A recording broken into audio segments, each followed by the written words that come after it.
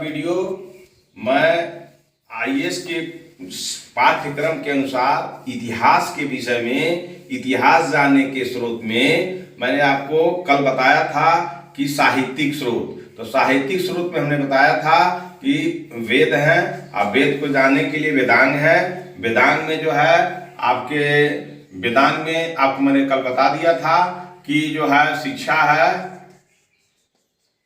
है, कल्प है, निरुक्ति है, छंद है, शिक्षा है, कल्प है, निरुक्ति है, छंद है, व्याकरण है। अब उसके बाद ज्योतिष है, आदि आदि मैंने कल आपको बता दिया था और इस पर आज चर्चा करने की कोई जरूरी नहीं है। अब हमको शिक्षा क्या है, कल्प क्या है, निरुक्त क्या है, छंद क्या है, व्याकरण क्या है, ज्योतिष क्या है, यही से हम आप जो है उसको हम जानेंगे जो है ये इतिहास साहित्यिक स्रोतों में। तो साहित्यिक स्रोतों में ये वेद को जानने के लिए हमको जो है वेदांग की जरूरत पड़ती है, और वेदांत को जानने के लिए इसकी जरूरत पड़ती है शिक्षा की, कल्प की, निरुक्त की, छंद की, व्याकरण की, ज्योतिष की। तो हमने आपको बता दिया ये। अब आप आइए और आगे बढ़ते हैं कि ये सब साहित्य है। ये जो मैंने आपको बता दिया कि वेद और वेदांग, शिक्षा, कल्प, निरुक्त, व्याकरण, छंद, ज्योतिष, ये मैंने आपको बता दिया। यही सब साहित्यिक स्रोत है। शिक्षा भी एक साहित्य है, निरुक्त भी एक साहित्य है, कल्प भी एक साहित्य है, व्याकरण भी एक साहित्य है, छंद भी एक साहित्य है और आपके ज्योतिष भी एक साहित्य है। तो इससे आप इतिहास में जब इसको पढ़िएगा इस सब चीज़ों को, तो इतिहास की जानकारी तो इसे आपको हो जाएगी। तो उसमें आपको जहाँ चाहिएगा वहाँ आप कोई रास्ता निकाल ले जाइएगा और साथ ही साथ आईएएस जो आपका लक्ष्य है, आईएएस भी बन जाइएगा। तो इसीलिए इतिहास के जानने के स्रोत के विषय में साहित्यिक स्रोत पर चर्चा हमने इतना कर दिया। अब आइए आज कहते हैं कि सूत्र लेखन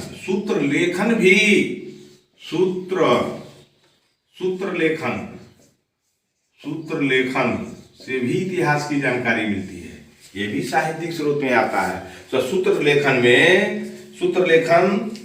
का सबसे विख्यात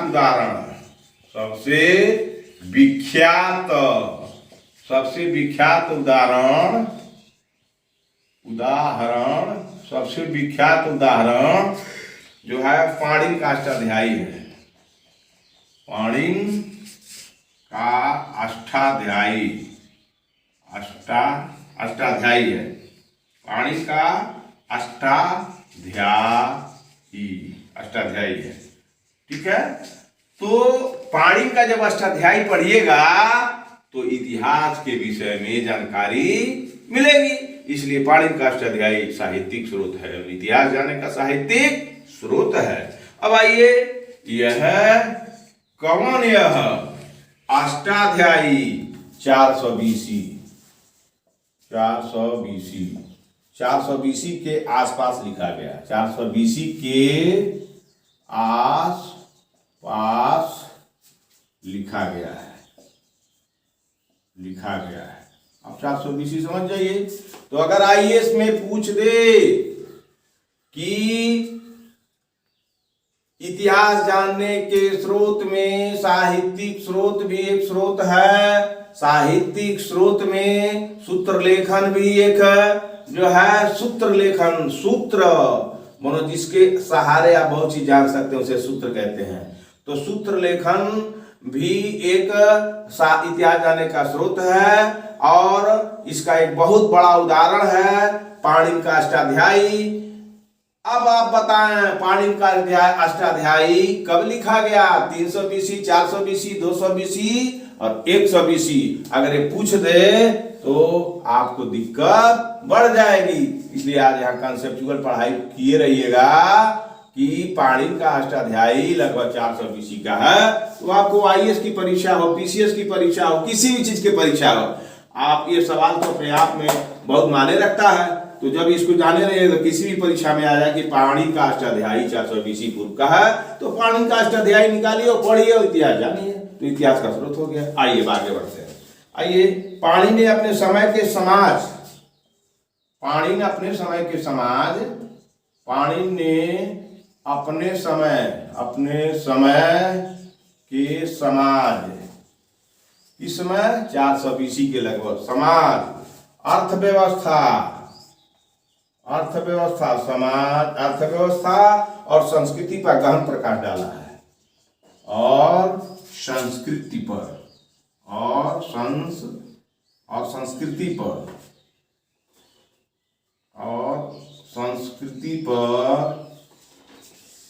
संस्कृति पर, गहन प्रकाश डाला है,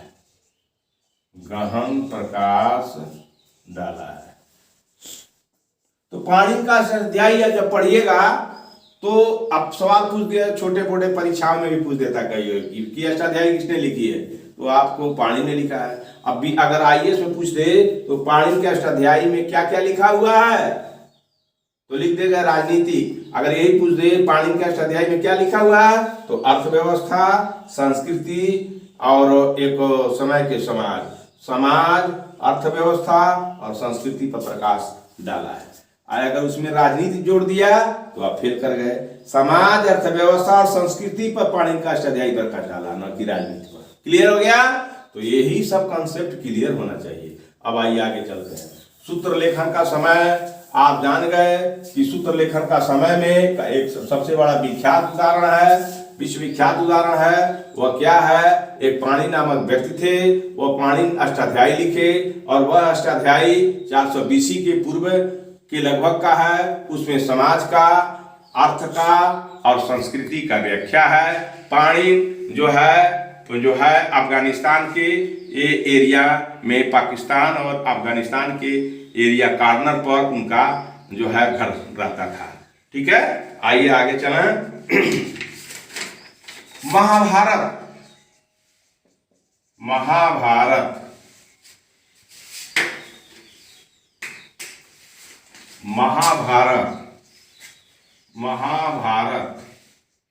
महाभारत का आप लोग ने टीवी भी देखा होगा, लेकिन आप पढ़ने की नियत से पढ़िए। महाभारत जिसे व्यास की कृति माना गया है। महाभारत किसने लिखी है? महाभारत व्यास की कृति मानी गई है, व्यास की कृति मानी गई है। तो ये भी एक सवाल बनता है, महाभारत किसने लिखी है? तो वेद व्यास ने लिखा है। तो वेद व्यास भी एक जीके हो गया। अब आइए कि वेद व्यास को पढ़िएगा और महाभारत को पढ़िएगा तो इतिहास के विषय में कोई जानकारी मिल जाएगी। इसलिए साहित्यिक स्रोत में महाभारत भी एक आपका इतिहास जानने का साहित्यिक स्रोत है।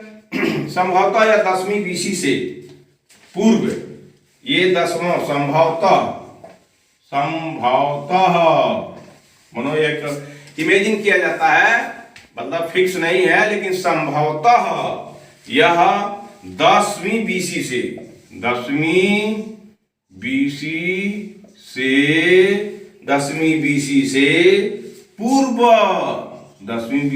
पूर्व चौथी सदी ईस्वी तक,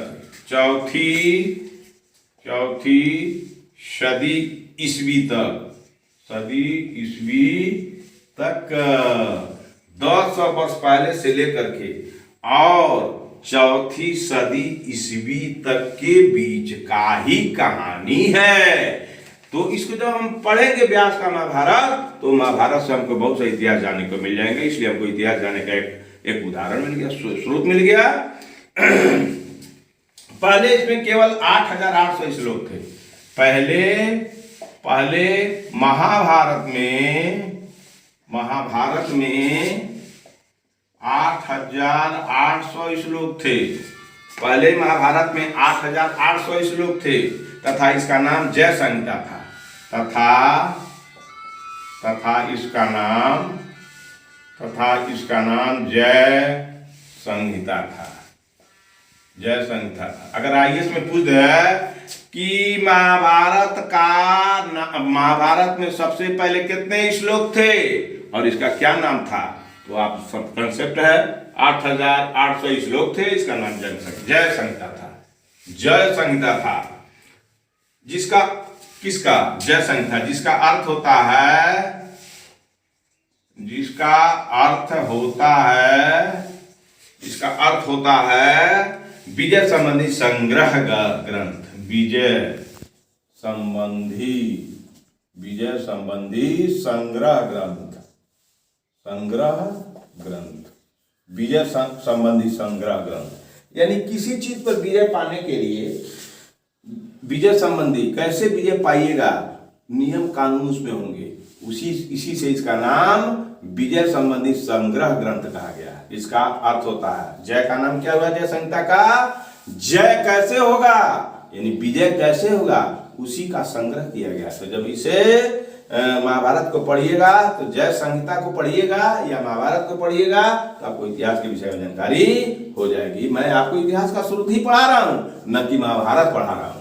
महाभारत तो आपको पढ़ना है अगर मन करेगा तो, या किसी को पढ़ना है। इतना समय कहाँ है कि आप महाभारत पढ़ने बैठिएगा। महाभारत पढ़ने बैठिएगा तो आईएएस छूट जाएगा।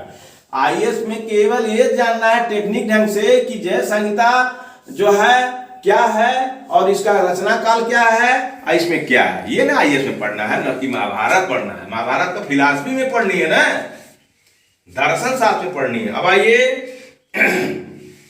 कालांतर में इसके श्लोकों की संख्या, कालांतर कालांतर माने होता बाद में, आप समझिए, शब्दों पर भी जोर दीजिएगा। कालांतर माने होता है बाद में, काल के अंतर में, समय के बाद में, उसे कालांतर कहा जाता शुद्ध हिंदी में। तो कालांतर में महाभारत में 24,000 श्लोक हो गए, 24,000 श्लोक हो गए। ठीक है, मैं आपको केवल इतिहास का स्रोत बता रहा हूं, न कि महाभारत पर पूरा फोकस मार रहा हूं। मैं बता दिया कि महाभारत को व्यास ने लिखा है संभवतः 10,000 इसमें 10वीं बीसी से पूर्व और 4वीं शताब्दी तक, न 4वीं ईस्वी तक का ही काल है। महाभारत में 8,800 प्रथम में श्लोक थे और इसका नाम जय संहिता था। जय संहिता का अर्थ होता है विजय संबंधी संग्रह ग्रंथ। एक ऐसा ग्रंथ है जो विजय कैसे होगा उसी की बातें बताई गई है। कालांतर में इसी महाभारत में, इसी जय संहिता में अब 24,000 श्लोक हो गए। बस यही तो जानकारी करना है। अगर पूछ दे कि जय जो है पहले महाभारत में कितने श्लोक थे, 8,800, बाद में महाभारत में कितने श्लोक हो गए थे, 24,000 श्लोक हो गए। ये आपका कंसेप्ट क्लियर हो गया। अब आइए हम चलते हैं भारतीय इतिहास जाने के साहित्यिक स्रोत में महाभारत को अब जाने। आइए वर्तमान में इस महाकाव्य में, वर्तमान में इस महाकाव्य में, वर्तमान में अभी भी इस महाकाव्य में 1 लाख से ज्यादा श्लोक हो गए हैं। 1 लाख, सैकड़ा, हजार, 10,000, लाख, सैकड़ा, हजार, 10,000, लाख, 1 लाख, 1 लाख, 1 लाख से अधिक, 1 लाख से अधिक श्लोक हो गए हैं, श्लोक हो गए हैं। अगर सवाल पूछे कि प्रारंभ में महाभारत में कितने श्लोक थे, तो 8,800, और कालांतर में महाभारत में कितने श्लोक हो गए, तो 24,000। कहे वर्तमान में कितने श्लोक हैं महाभारत में अभी समय में, तो 1 लाख श्लोक हो गए हैं। यही तो जानना है साहित्यिक स्रोत में। अब इन श्लोकों को जो पढ़ेगा तो वही जो है अपना इतिहास लिखते हैं और पढ़ते हैं और इतिहास के पन्नों में उसको वो उद्गार करते हैं। ठीक है, तो यहां तक आ गए आप। तो अब हम आते हैं कि 1 लाख जब श्लोक हो गए और यह सत शास्त्री संहिता या महाभारत कहलाने लगा। तो जब 1 लाख श्लोक हो गए तो यह सत शास्त्री, तो इसे सत शास्त्री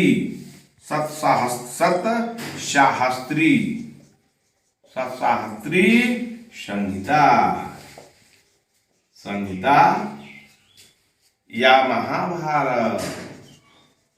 या महाभारत कहलाने लगा। अगर इसी पर सवाल पूछ दिया जाए इसमें कि भारत के इतिहास जानने के लिए एक साहित्यिक स्रोत भी होता है। साहित्यिक स्रोत में एक महाभारत भी है। महाभारत में जो है महाभारत का वर्तमान नाम जो है महाभारत है, लेकिन इसका एक और क्या नाम है तो लिख देगा जय संहिता, विजय संहिता, हानि संहिता और सतशास्त्री संहिता। तो सतशास्त्री संहिता जो है आपका होगा। महाभारत का दूसरा नाम एक सतशास्त्री संहिता है, यानी 1,00,000 श्लोक होने के नाते इसे महाभारत कहा जाता है। बस हो गया। अब आइए वर्तमान में हो गया। और महाभारत कहानी से तत्कालीन राजनीतिक, सामाजिक और धार्मिक स्थिति का ज्ञान होता है। अब किससे महाभारत से जो है महाभारत से सामाजिक, धार्मिक और राजनीतिक स्थिति का ज्ञान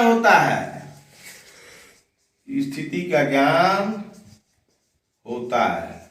अगर पूछ रहे आईएएस में, कलेक्टर के परीक्षा में कि जब जय संहिता था तब उसका कार्यक्षेत्र क्या था? सामाजिक, धार्मिक और राजनीतिक, सामाजिक, धार्मिक और सांस्कृतिक, सामाजिक, आर्थिक और राजनीतिक, सामाजिक, आर्थिक, राजनीतिक, धार्मिक, सांस्कृतिक। आप फेल कर जाइएगा।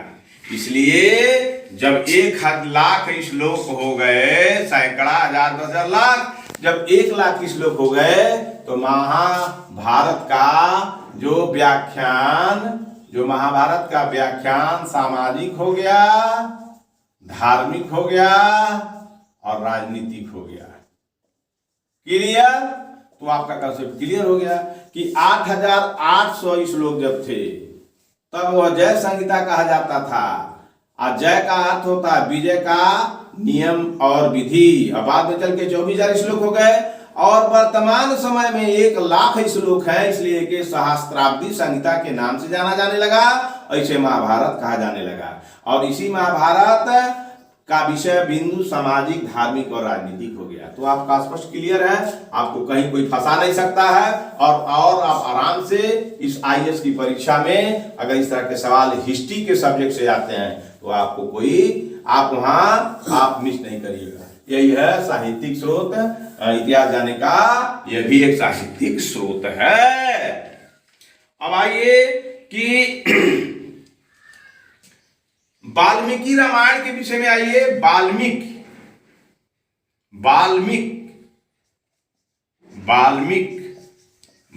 रामायण।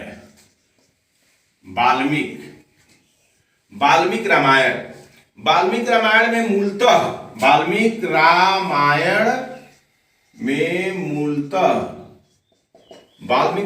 मूलतः 12,000 श्लोक।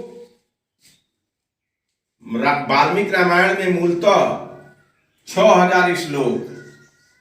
6,000 मूल रूप में जो वाल्मीकि रामायण है उसमें मूल रूप में 6,000 श्लोक 6,000 श्लोक थे। वाल्मीकि रामायण में मूलतः 6,000 श्लोक थे, जो बढ़कर 12,000 जो बढ़कर 12,000 श्लोक हो गए। यह भी इतिहास जानने का स्रोत है। तो वाल्मीकि रामायण को पढ़िएगा तो कुछ कहानी मिलेगी, कुछ घटनाएं मिलेगी, उसके साक्ष्य मिलेंगे, इसलिए इतिहास जानने का एक स्रोत है।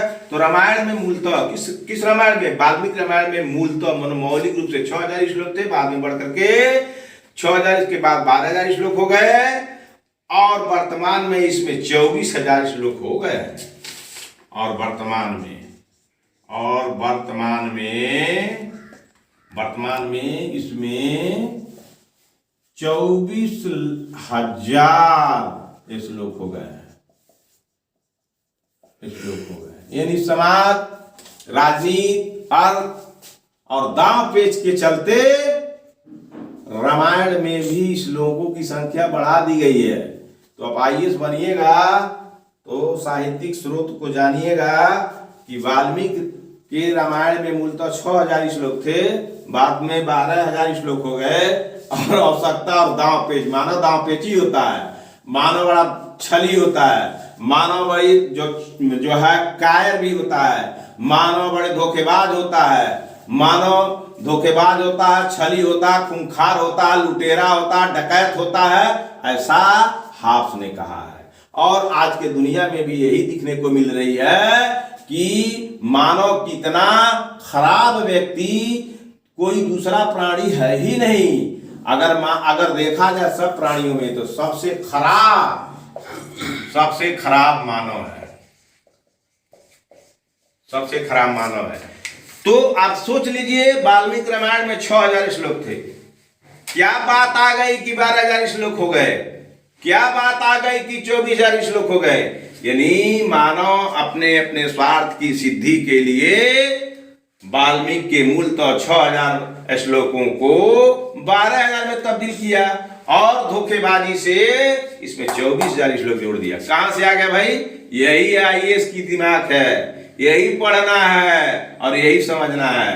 तो वाल्मीकि का मतलब हुआ, वाल्मीकि का मतलब होता है कि कोई बालू का ढेर, बालू का ढेर। तो जो वो वाल्मीकि है, तो वाल्मीकि का मतलब होता है बालू का ढेर। बस इतने ही जानिए, इतिहास के स्रोत में पढ़ रहे हैं, जब आगे पढ़िएगा रामायण तो वाल्मीकि के विषय में विस्तृत जानिएगा। लेकिन बालू के ढेर को ही वाल्मीकि कहते हैं। जंगलों में जो ढेर होते हैं बालू के और उस पर दीमक लग जाते हैं, उसे वाल्मीकि कहते हैं। तो वह व्यक्ति जो था रत्नाकर, उसका नाम रत्नाकर था, ये डाकू टाइप का था। लोग कहते हैं, रामायण कहता है ये डाकू था रत्नाकर, रत्नाकर डाकू था। जब ये रत्नाकर जंगल में अपना तपस्या करने लगा तो इसके ऊपर जो है बालुओं के ढेर हो गए। ये व्यक्ति हो गए हैं, बालू हो गए, ढेर हो गए, तो रत्नाकर का नाम बदल के वाल्मीकि कर दिया गया। यानी बालुओं के अंदर रत्नाकर जो था वो वाल्मीकि हो गया, मानो एकदम से मिट्टी का ढेर हो गया, इसीलिए इसको वाल्मीकि कहा जाता है। और जो राम के विषय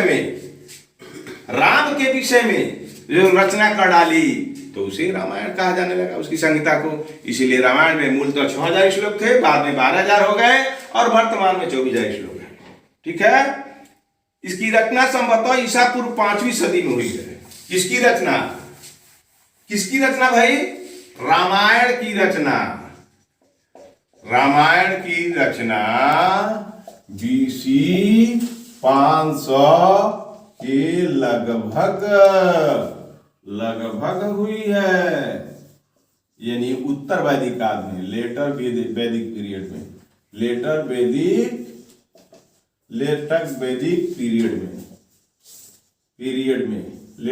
पीरियड में हुई है, उत्तर वैदिक काल में हुई है। तो अब जान जाइए कि रामायण की रचना कब हुई? वैदिक युग में हुई। तो किस वेद के समय में? उत्तर वैदिक युग में हुई है। वो उत्तर वैदिक पीरियड क्या है? 1000 से लेकर 600 ईसा पूर्व। तो 600 ईसा पूर्व के ही घेरे में यह रामायण आता है।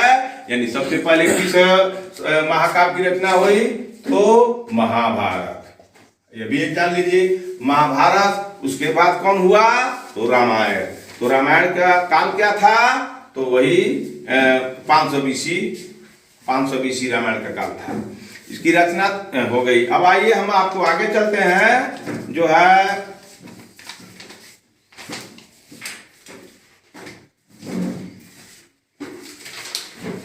तो आप साहित्यिक स्रोत में हमने महाभारत को जान गया, रामायण को जान गया और जो है आपको रामायण को जान गया।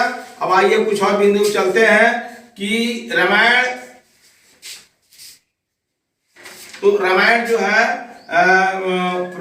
आपको मैंने बता दिया था कि 5वीं सदी में प्रारंभ हुई। इसकी रचना महाभारत के बाद हुई है। तो ये भी बता दिया हमने कि महाभारत के बाद रामायण लिखा गया।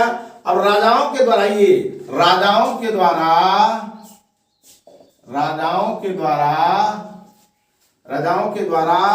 कराए जाने वाले अनुष्ठान, राजाओं के द्वारा कराए जाने वाले अनुष्ठान, राजाओं के द्वारा कराए जाने वाले अनुष्ठान और तीन उच्च वर्गों के, तीन उच्च वर्ग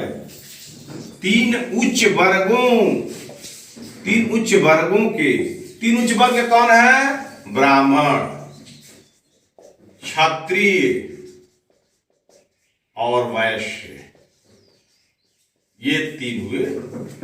ब्राह्मण, क्षत्रिय, वैश्य राजाओं के द्वारा कराए जाने वाले अनुष्ठान तीन उच्च वर्गों, ये तीन उच्च वर्ग थे।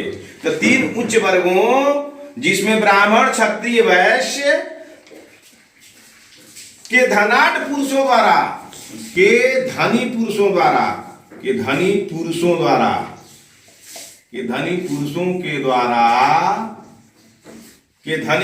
के द्वारा किए जाने वाले अनुष्ठान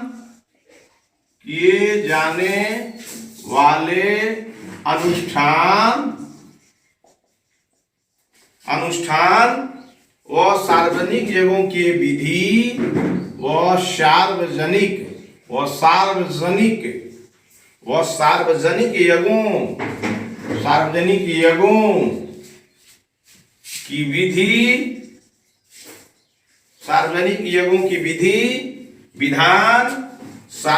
यज्ञों की विधि विधान श्रौत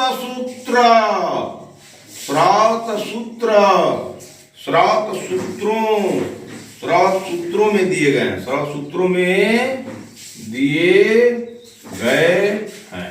तो ये भी इतिहास जाने के स्रोत है कि जो राजा होते थे आपके बीसी पूर्व, तो उस बीसी पूर्व में ईसा के पहले जो राजा हुआ करते थे, तो राजाओं द्वारा कराए जाने वाले अनुष्ठान, चाहे यज्ञ हो या कोई भी धार्मिक चीज को लेकर के एक संगठन बना करके अब उसमें पूजा पाठ करवाना ही अनुष्ठान है। तो तीन उच्च वर्गों के धनी पुरुषों के द्वारा, जो धन जिसके पास था, धन का बड़ा वैल्यू होता है, आज भी वैल्यू है। धन न रहे तो आप कीड़े मकोड़े की जिंदगी जिंदा रहिएगा। धन में इतनी ताकत है कि लोग 1 घंटे में बिक जा रहे हैं, 10 मिनट में बिक जा रहे हैं, और पूरे विश्व में अगर आकलन करिए तो धन पर संसद बिक जा रही है। अब इसी से पता लगाइए कि संसद को ही खरीद लिया जा रहा है। यहाँ तक कि प्रधानमंत्री और राष्ट्रपति बिका जा रहा है, यहाँ तक कि एमएलए और एमपी बिका जा रहा है, यहाँ तक कि राज्यसभा बिका जा रही है, यहाँ की विधान परिषद बिक जा रही है। आप सोच लीजिए धन में कितनी ताकत होती है। सरकारें खरीद ली जा रही है।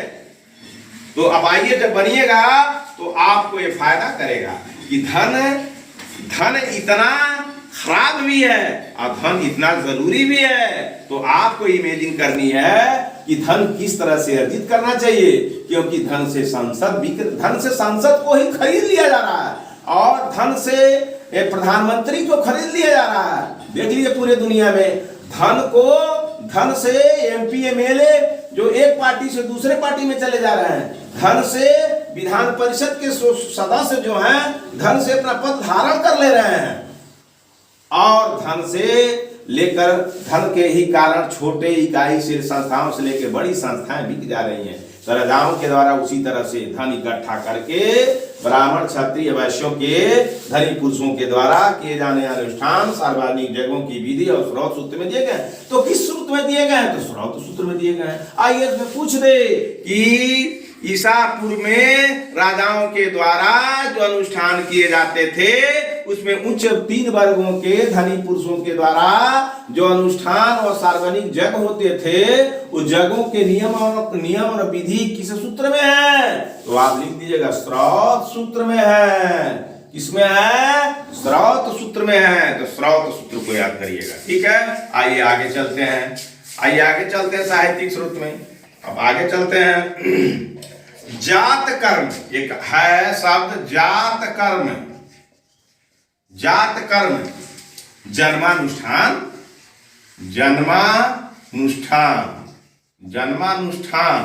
जात कर्म जन्मानुष्ठान, नामकरण जो नाम रखा था जाता था उपनयन, उपनयन, उपनयन, विवाह, विवाह, विवाह, श्राद्ध, श्राद्ध, घरेलू या पारिवारिक अनुष्ठान, घरेलू या पारिवारिक अनुष्ठान, घरेलू या पारिवारिक अनुष्ठान, घरेलू या पारिवारिक अनुष्ठानों का विधि विधान, का विधि विधान, विधि विधान गृह सूत्रों में पाया जाता है। गृह सूत्रों में पाया जाता है। स्रोत सूत्र और गृह सूत्र दोनों, स्रोत सूत्र, स्रोत सूत्र, गृह सूत्र, स्रोत सूत्र, गृह सूत्र दोनों 600 से 300 BC के आसपास के हैं। हम आपको बता भी दिए से 600 से 300 BC के आसपास के हैं।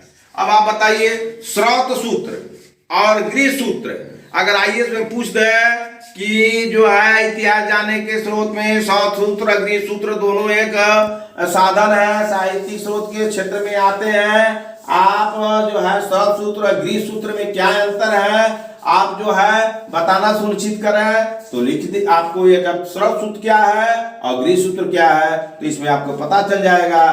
तो इसमें जो है आप गृह सूत्र में यानी घर से लेकर के सारी बातें और अनुष्ठान से लेकर सारी बातें, यानी गृह सूत्र में आपको जात कर्म, नामकरण, उपनयन, विवाह, श्राद्ध, घरेलू पारिवारिक अनुष्ठानों का जिक्र है। जबकि स्रोत सूत्र में आपको जो है बड़े बड़े राजाओं के द्वारा धन के माध्यम से जो है धार्मिक अनुष्ठान किए जाते थे उसका जिक्र है। तो ये जब कंसेप्ट आप जानिएगा इतिहास जान जाएंगे, आपको पढ़ाने की कोई जरूरत नहीं है, आपको कहीं फंसने की कोई जरूरत नहीं है। तो आप आईएएस की परीक्षा में स्रोत सूत्र और गृह सूत्र को जाने रहिएगा, तो अगर सवाल कहीं फंसता है तो स्रोत सूत्र और गृह सूत्र के विषय में जान जाइएगा।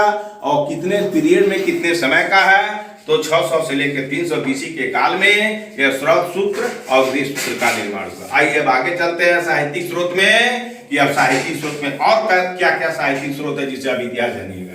और क्या क्या साहित्यिक स्रोत, एक शुल्व सूत्र है, शुल्व सूत्र, शुल्व सूत्र, शुल्व सूत्र, शुल्व सूत्र, शुल्व सूत्र, शुल्व सूत्र में यज्ञ वेदी के निर्माण के लिए, शुल्व सूत्र में यज्ञ वेदी के निर्माण के लिए कितने मजेदार चीज है भाई, जानिए आप कितनी मजेदार चीज है, कितनी रोचक चीज है। आईएएस बनने के लिए ये सब जानना बड़ा जरूरी है।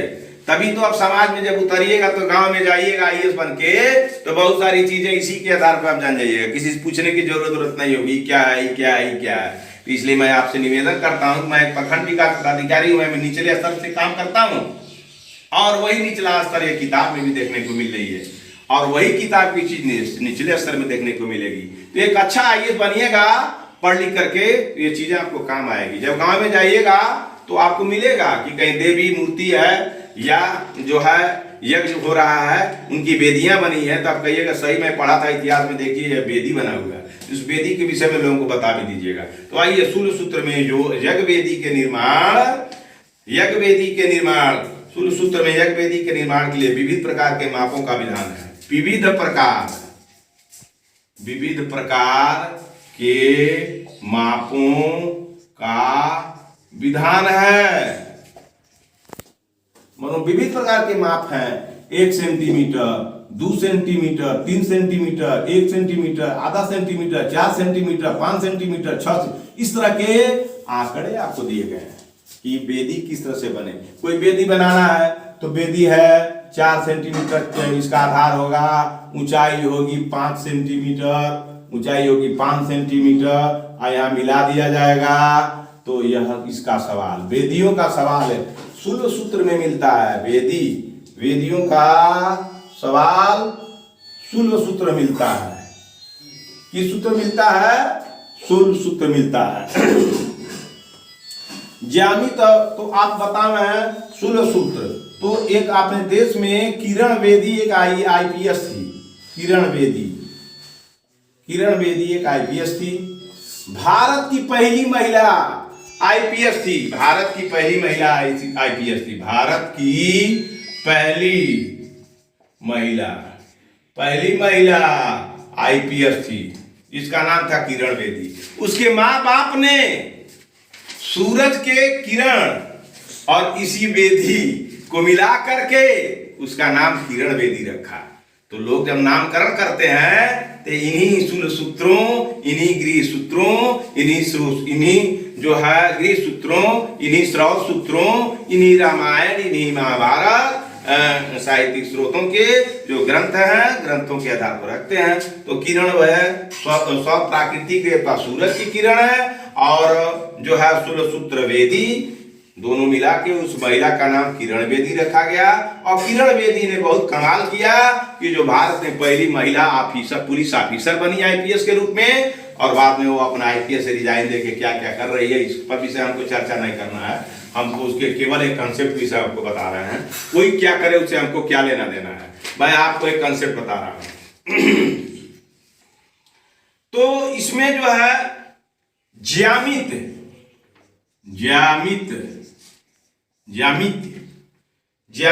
और गणित जो गणित विषय में बच्चे पढ़ रहे हैं ना, तो ज्यामित बहुत आता है सवालों में। आप भी आईएएस हैं, आईएएस में जब बैठिए तो ज्यामित के आ जाएंगे। ज्यामित और गणित का अध्ययन वहीं से आरंभ होता है। ज्यामित और गणित का आरंभ वहीं से। कहां से भाई? शुल्ब सूत्र से पता चलता है। तो ये क्या जाने के स्रोत हो गए, और वहीं से आरंभ होता है। अगर पूछ दिया जाए ज्यामित शास्त्र, रेखा गणित और गणित की शुरुआत का जो है कहां से प्रारंभ होता है, इसकी जानकारी कैसे मिलेगी? तो आपको अगर आईएएस में पूछ दे कि ज्यामित शास्त्र और गणित जो विद्या है इसका आरंभ तो हुआ, लेकिन कहां से शुरुआत हुआ? तो वह किताब है, एक साहित्य है, उस साहित्य का नाम है शुल्ब सूत्र है। उसी शुल्ब सूत्र में जगवेदी के निर्माण का विविध प्रकार के माध्यमों का विधान है। और ज्यामित और गणित का आरंभ इसी से होता है। यह भी एक इतिहास जानने का स्रोत। गणित का इतिहास आप जान गए, ज्यामित का इतिहास जान गए। प्राचीनतम बौद्ध ग्रंथ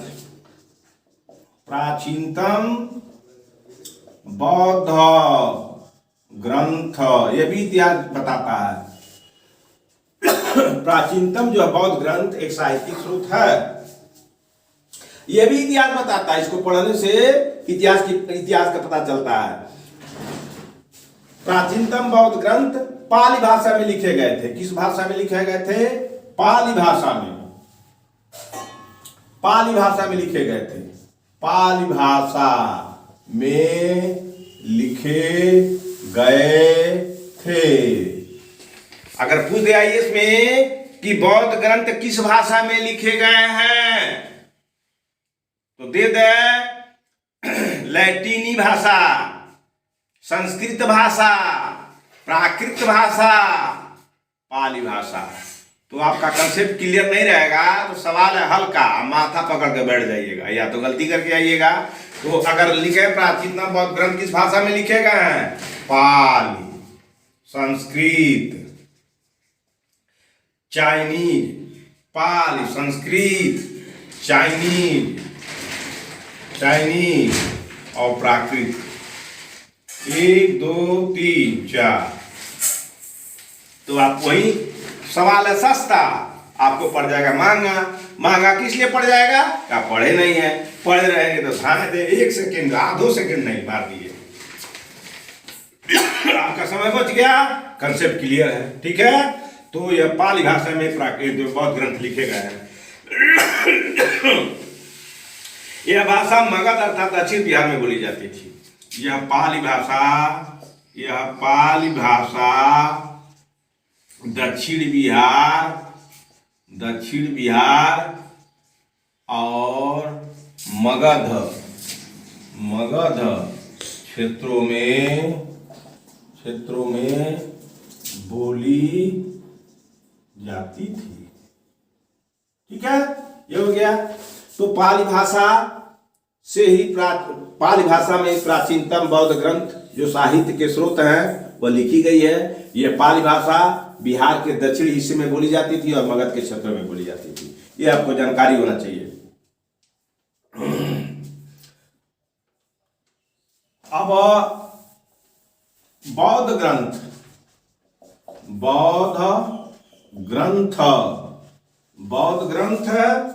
प्राचीनतम इन ग्रंथों में, बौद्ध ग्रंथों में हमें केवल बुद्ध के जीवन के विषय में,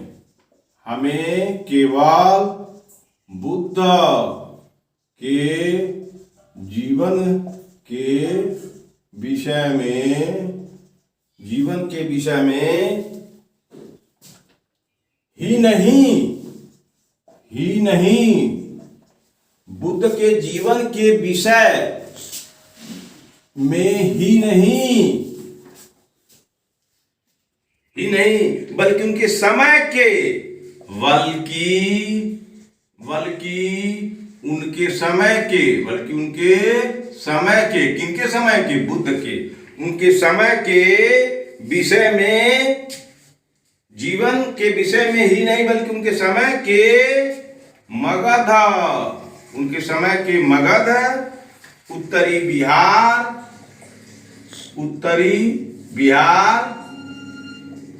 बिहार और पूर्वी उत्तर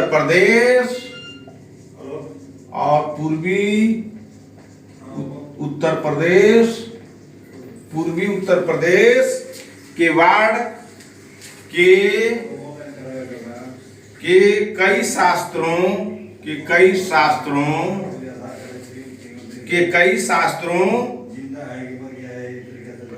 उत्तर प्रदेश के कई शासकों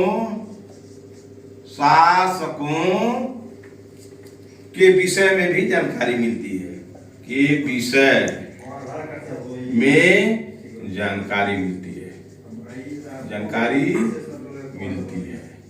तो कहने का मतलब ये हो गया, बौद्ध ग्रंथ पढ़िएगा, साहित्य इतिहास को जानने का स्रोत हो गया। तो इसे जब बौद्ध ग्रंथ पढ़िएगा तो केवल बुद्ध के जीवन के विषय में नहीं हमको जानकारी मिलेगी। बुद्ध तो विश्व विख्यात बुद्धिमान व्यक्ति तो थे ही, इसमें कोई शक नहीं है। उतना जितना उनके बाद बुद्धि था, उससे ज्यादा बुद्धि हमको अभी तक किसी प्राणी में नहीं मिला है। तो उनके पास बुद्ध के जीवन के विषय में तो चर्चा करता ही है। इसके साथ साथ मगध का भी, उनके समय के मगध का, किनके समय के, बुद्ध के समय के मगध का, उनके समय के उत्तरी बिहार का और बुद्ध के समय का पूर्वी उत्तर प्रदेश के जो कई शासक थे, उनके शासक के विषय में भी जानकारी मिलती है। तो साहित्यिक स्रोत से इतिहास जानने लगेंगे, एकदम जान लेंगे। और साहित्यिक स्रोत इतिहास का स्रोत, साहित्यिक स्रोत इतिहास जानने का बहुत बढ़िया माध्यम है।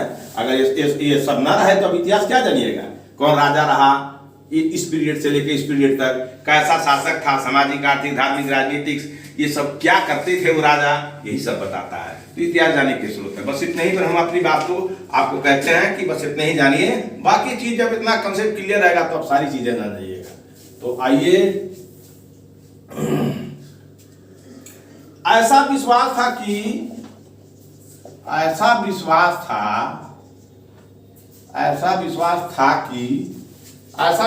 कि गौतम के रूप में जन्म लेने,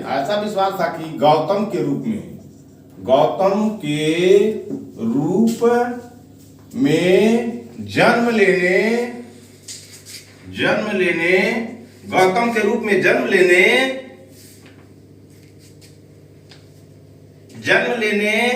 से पूर्व 550 से अधिक 550 से अधिक पूर्व जन्म से पशु के रूप में, पूर्व जन्म में पशु के रूप में पशु के रूप में बुद्ध गुजरे थे।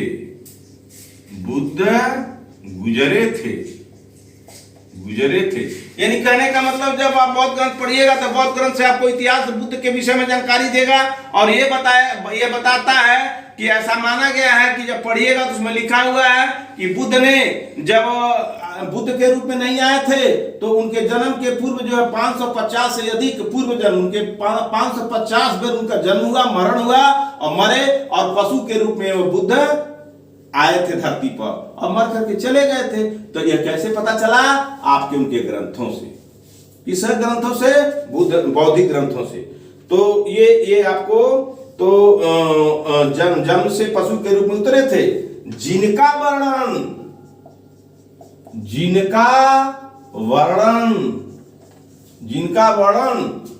जातक कथाओं में है। ठीक है। अगर आईएएस में सवाल पूछ दे जातक का संबंध किससे है? बुद्ध के घर निष्क्रमण से है, बुद्ध के जन्म से है, बुद्ध के पूर्व जन्म से है, बुद्ध के शिक्षा से है। तो आप वहां परेशान हो जाइएगा, वहां आप परेशान हो जाइएगा, पसीना छूट जाएगा। जातक का संबंध किससे है? बुद्ध के जन्म से है, बुद्ध के शिक्षा से है, बुद्ध के अष्टांगिक मार्ग से है, बुद्ध के अष्टांगिक मार्ग से है, बुद्ध के पूर्व जन्म से है, पूर्व जन्म से है। तो आप जब पढ़े लिखे नहीं रहिएगा तो कहिएगा ये भगवान बुद्ध तो अष्टांगिक मार्ग बनाए थे, बुद्ध ने शिक्षा दिया था, बुद्ध का जन्म हुआ था, मारिए इसी पर बुद्ध की शिक्षा से, आप गलत हो जाइएगा। आज जब पढ़े रहिएगा कंसेप्ट क्लियर करेंगे ना, बुद्ध के पूर्व जन्म से कहानी जातक कथाओं में मिलती है, इसलिए सही है। बुद्ध के पूर्व जन्म से जातक का संबंध है। जातक का संबंध किससे है? तो बुद्ध के पूर्व जन्म से है। आप आईएएस हो, पीसीएस हो, बीपीएससी हो, उत्तर पीसीएस हो, झारखंड हो, किसी भी स्टेट की संघ के राज्य लोक सेवा आयोग और केंद्र की संघ लोक सेवा आयोग में अगर सवाल आ जाता है कि जातक का संबंध किससे है तो बुद्ध के पूर्व जन्म से संबंधित है। बताइए कितना आसान है। कंसेप्ट केवल जानने की जरूरत है। तो आपको दो फायदे हुए, कलेक्टर भी बन जाइएगा, दूसरा बात आपको जानकारी भी हो गया, सामाजिक जानकारी हो गई, धार्मिक जानकारी हो गई, आपको कोई थोड़ा की प्रतिष्ठा में चार चांद लग जाएंगे। तो यही तो है, कलेक्टर भी बना देगा इस पढ़ाई ने। यह पढ़ाई आपको कलेक्टर भी बनाने में मदद करेगा और साथ साथ आपका ज्ञान भी बढ़ेगा। अब आइए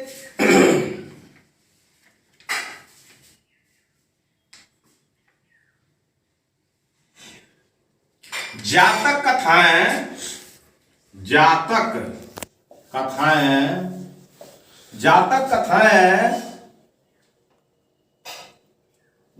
कथाएं बौद्ध ग्रंथ के सूत्र पिटक। जातक कथाएं बौद्ध ग्रंथ के सूत्र पिटक।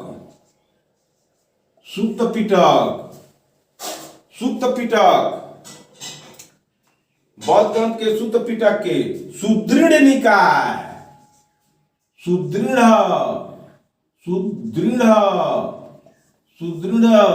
निकाय और गहराई में सवाल ले जा रहा है। जातक कथाएं बौद्ध ग्रंथ के सूत्र पिटक सुदृढ़ निकाय के 10वां भाग का हिस्सा है, के 10वां भाग का हिस्सा है। हो गया। जातक कथा बौद्ध ग्रंथ के शुद्ध पिटक सुदृढ़ निकाय के 10वां भाग का हिस्सा है। हो गया। तो आप जान गए कि यह जातक कथा सुत्त पिटक अभिधम पिटक, ये सब पिटक है, बाद में हम बताएंगे, इस पर चर्चा नहीं करेंगे। जातक कथाएं बौद्ध ग्रंथ के सुत्त पिटक के सुदृढ़ एक निकाय है, अध्याय जिसे बोला जाता है, के 10वां भाग का हिस्सा है। यानी जातक कथा बौद्ध ग्रंथ के सुत्त पिटक, जातक कथाओं में एक सुत्त पिटक है, उसके सुदृढ़ निकाय है, उसी का 10वां जो भाग है उसी का हिस्सा है। यह महात्मा बुद्ध के पूर्व जन्म से संबंधित कथाएं हैं। यह महात्मा बुद्ध के जन्म के पूर्व की कथाएं हैं। क्लियर हो गया? कथाएं हैं, ये कथाएं बुद्ध की बोधिसत्व, ये कथाएं बोधिसत्व, ये कथाएं बोधिसत्व बुद्धत्व प्राप्त करने के लिए,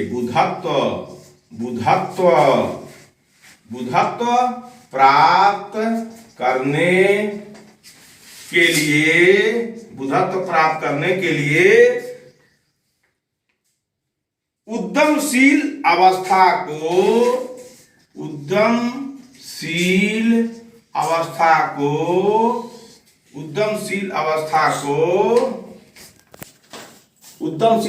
को दर्शाती है। ठीक है? उद्यमशील माने आगे बढ़ना। तो जातक कथा बौद्ध ग्रंथ के सुत्त पिटक के सुदृढ़ निकाय का 10वां भाग का हिस्सा है। यह महात्मा बुद्ध के जन्म के पूर्व की कथाएं हैं। ये कथा बोधिसत्व बुद्धत्व प्राप्त करने के लिए उद्यमशील अवस्था को, कैसे भगवान बुद्ध बोधिसत्व को प्राप्त किए, बस यही जो है इतिहास के साहित्यिक स्रोत को आज तक यही समाप्त करते हैं, और जो शेष बचेगा साहित्यिक स्रोत कल पर हम लोग चर्चा करेंगे। धन्यवाद। इसको